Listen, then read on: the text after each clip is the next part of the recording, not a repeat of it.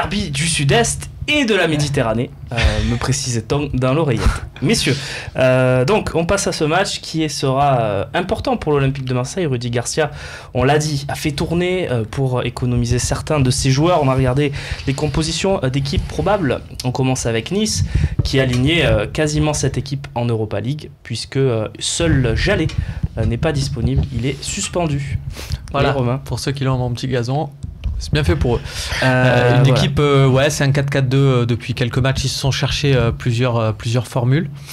J'aime beaucoup ce que fait Lucien Favre dans sa gestion d'effectifs. C'est un entraîneur qui a quand même le courage d'écarter Schneider. On lui a recruté un joueur qui était deux doigts du Ballon d'Or. Et dès le mois d'octobre, enfin on n'est même pas au mois d'octobre, qu'il l'écarte déjà. Donc ça, pourquoi c'est, on sait pas. État de forme. Ah bah déjà, il est arrivé un peu gros. État de forme, et il a dit que dans le 4-4-2, il le voyait pas jouer parce que c'est plus un 9,5. Donc voilà. On a prêté ça. C'est costaud. Non. C'est le bon. Dans sa jeunesse, c'est un des bons. Il y a Ismaïla aussi qui est pas mal, et puis il y a Bouna. Et puis devant Balotelli, Pléa. Après, voilà, moi j'ai vraiment. On parlait tout à l'heure du turnover et tout. On aura la réponse dimanche à 23h de est-ce une bonne idée de faire tourner ou pas, parce qu'ils ont fait jouer. Balotelli, depuis qu'il est à Nice, j'ai l'impression qu'il fait un match sur deux. Enfin, il a un abonnement à la carte. Donc on va voir. Je pense que contre nous, il sera motivé. Mais on va voir s'ils ont le coffre. Et à la fin, j'ai envie vraiment de voir l'OM gagner. Bon, comme à tous les matchs, c'est facile ce que je dis, mais j'ai envie vraiment que voilà, que ça soit quelque chose d'une politique gagnante. Même question que souvent. On voit la compo là de Nice, souvent dans les gros chocs je vous le demande, est-ce que vous échangeriez l'effectif de l'OM contre l'effectif de Nice? Tiens Babou.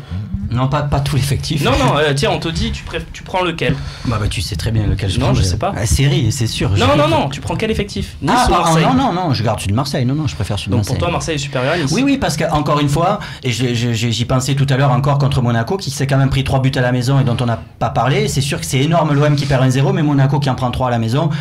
Bizarrement, les clubs, on n'est pas tous logés à la même enseigne. Donc c'est pareil, cette équipe-là, au stade Vélodrome, avec l'ambiance du Vélodrome, tout ça, je te promets que la moitié des joueurs qui sont là, s'ils sombrent complètement. Ils ont le traitement de Bounassar, quoi. C'est ça. Mais faut pas oublier, parce que tu dis ouais, Nice ils n'ont pas l'air supérieurs. N'oublions pas, restons.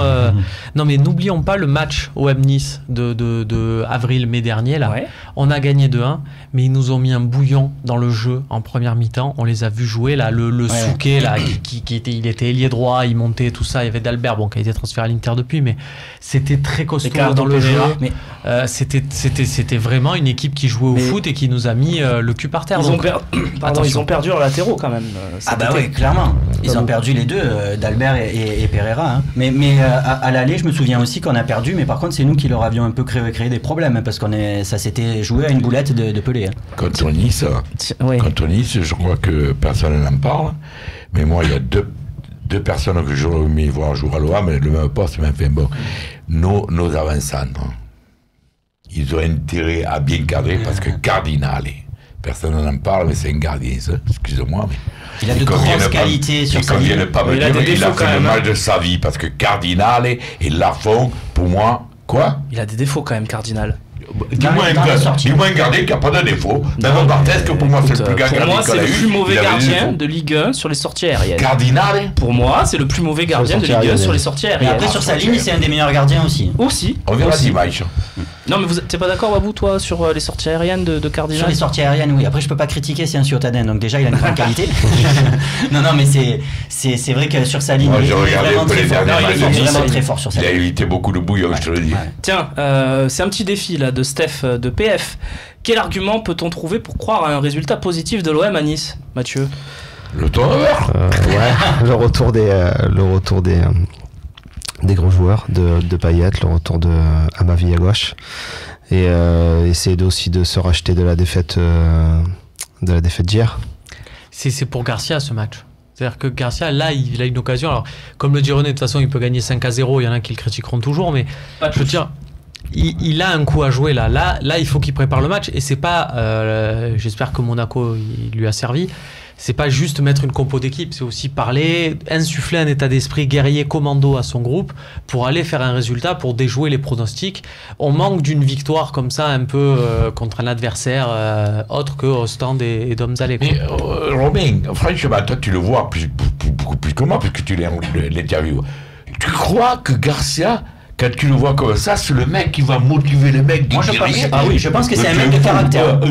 Quoi allez. D'après ce que disent, après les joueurs, mais d'après ce que disent les joueurs qui l'ont eu et qui l'ont en ce moment, tout ça, ils disent, en gros, ne croyez pas que le coach il se laisse abattre parce que nous, dans le vestiaire et dans les séances ou quoi, c'est pas un tendre avec nous. C'est une personne, à mon avis, qui a du caractère et qui est assez orgueilleux. Et comme il est orgueilleux, je pense que ça lui plaît pas la situation dans laquelle il est actuellement. Moi, un mec comme un entraîneur qui est comme ça, je ne permettrai pas qu'un mec comme Sanson remette en cause mon positionnement. Peut-être qu'il lui. Alors, qu'il n'est pas l'entraîneur idéal. Peut-être que ça va arriver là. Peut-être que Sanson il va se prendre un petit coup. Peut-être qu'il ne sera pas du déplacement à Nice.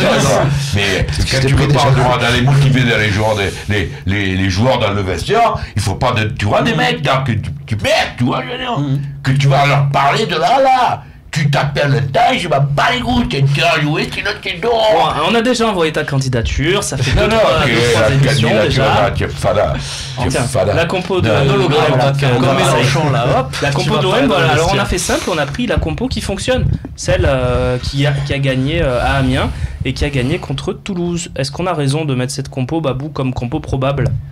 Il y a des chances déjà dans la logique, c'est vrai que c'est sûrement ce qui va être reconduit. Après, au niveau des 4-4-2, tu as joué à 5 à Monaco, tu as pris une rouste.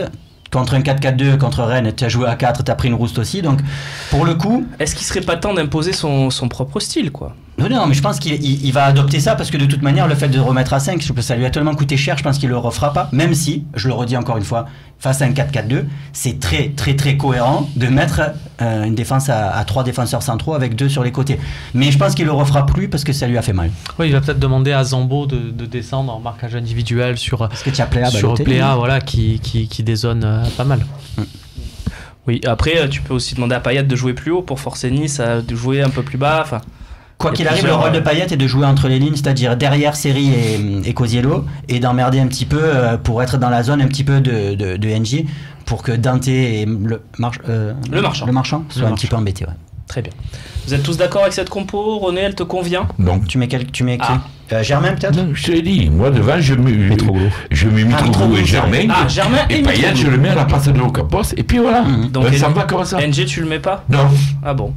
NG ne me dit pas que c'est quand même le titulaire. Écoute, pour l'instant, sur cette saison, par rapport à Germain, mais parce qu'il y avait des autres. Parce qu'il y avait pas, on pouvait pas faire cette paire Mitroglou-Germain. C'est le match pour tester la paire Mitroglou. Oui. Mathieu. Parce que si tu le mets sur la feuille de match, c'est que tu vas le faire entrer. Non, peut-être. Alors fais-le rentrer d'entrée et quand il est fatigué, tu dis papa ici. C'est le match, Mathieu, pour tester la paire Mitroglou-Germain. Il faut tout tester de toute façon. Il n'y a pas vraiment de match idéal pour faire un test en fait, non ? Je sais pas, non. Je pense qu'il faut. Mais qu'est-ce que vous appelez un match idéal pour faire un test ? C'est quoi ça ? C'est pas un déplacement contre une équipe qui fait peur, quoi. C'est pas un déplacement que tu Toulouse, ça aurait été plus approprié peut-être. Quand même, non Nice. Oui, mais il faut aller gagner à Nice, quoi. C'est quand même un prétendant à... Ouais, voilà. C'est un rival. Je suis d'accord, mais on dirait quand même que, encore une fois, l'OM et Nice, c'est vraiment pas pareil. Parce qu'on dirait que l'OM est au fond du gouffre et que Nice c'est ça. Et tout va bien et ils vivent dans un monde idéal, alors que finalement, moi je vais à Nice. Si bien que ça. Je te dis la vérité, j'y vais à Nice, je suis invité moi aussi, je vais à Nice. La maison Pernod, merci. Moi, je suis pas invité. Mais j'y vais. Pas de maillot de l'OM, hein ? Ah non, je suis là, putain, ils m'ont fait faire le striptease dans le parking, c'est l'enfoiré. Mais j'y vais, mais voilà, j'y vais comme tiens, je me dis, pourquoi si Garcia veut, qui fait de belles compos, je vois pas pourquoi à quel match tu vas pas confiant à tous les matchs, je suis confiant, René, à tous les matchs. À tous les matchs, c'est normal. Moyen, on était quand même. Non, confiant, non. J'étais moyen. Je dis, on va gagner. Par contre, quand tu es brouillard, je dis confiant. Là, tu sais, hein. Tu sais quoi ? J'ai une anecdote. Bon, là, on est en fin de partie, je peux le faire. J'ai une anecdote. C'est qu'il y avait un match où tu faisais l'avant-match à France Bleu et j'arrivais au bureau et je t'écoutais dans la voiture pour le match en déplacement. Je suivais ici depuis le bureau et c'était le déplacement l'an dernier contre Nantes. Et je t'entends à France Bleu et il te donne la parole et il dit alors René, ce match. Et René prend la parole pour dire eh bien écoutez, ce match, je vois pas, je cherche, hein, mais je vois pas comment on pourrait le perdre. Au moment où j'ai entendu ça, j'ai éteint le poste, je me suis dit je crois que c'est mort. On est arrivé, bon, mi-temps 2-0, sortie des mecs et compagnie. Au bout de 20 minutes, il a sorti 2-0 au bout de 20 minutes, donc parce qu'ils sont au bout d'une demi-heure et défaite 3-2 à l'arrivée. Voilà. Ça arrive. Mais moi, je suis pas un journaliste, je suis pas un technicien, je suis pas un mec qui est là, je suis supporter. Tu le sens. Si je dis, on va à Nice, Ah, je crois qu'on va se le faire remettre. Je suis pas un supporter. Je vais là-bas avec l'esprit qu'on va gagner. Et si les supporters ne pensent pas qu'on va gagner, alors comment tu vas encourager les joueurs? T'as raison, René. Moi, franchement, on a raison de dire que ce match-là, Garcia, pour le coup, il a beaucoup plus de pression que ce match d'Europa League. Il a préparé ce match en faisant tourner en Europa League. Et comme le dit souvent Roland Courbis, moi je pense que ça peut jouer, surtout en fin de match, dans les 20 dernières minutes. Il le dit tout le temps, Courbis, hein, le fait de jouer en semaine. Les 3 jours de repos. C'est ça, exactement. Ça va jouer. Tu es bon dans tes imitations, Courbis. On va le classement avec l'OM 5e, Nice 9e, donc à 3 points. Il suffirait d'une victoire, malheureusement, des Niçois pour qu'ils nous passent devant. La deuxième partie de tableau pour faire coucou à Bielsa, comme à chaque fois. Lille 18e, évidemment. On passe au calendrier. Et Metz, la surprise. Et Metz, la surprise, évidemment, qui est dernier. Nice-OM, prochain match, puis la trêve. Voilà, donc c'est peut-être aussi ce qui a poussé Nice à ne pas faire de turnover. On en parlait tout à l'heure. Strasbourg, le Victoria Guimaraes, le PSG et puis le match à Lille qui sera une nouvelle fois à 21h. Ça a été fixé aujourd'hui.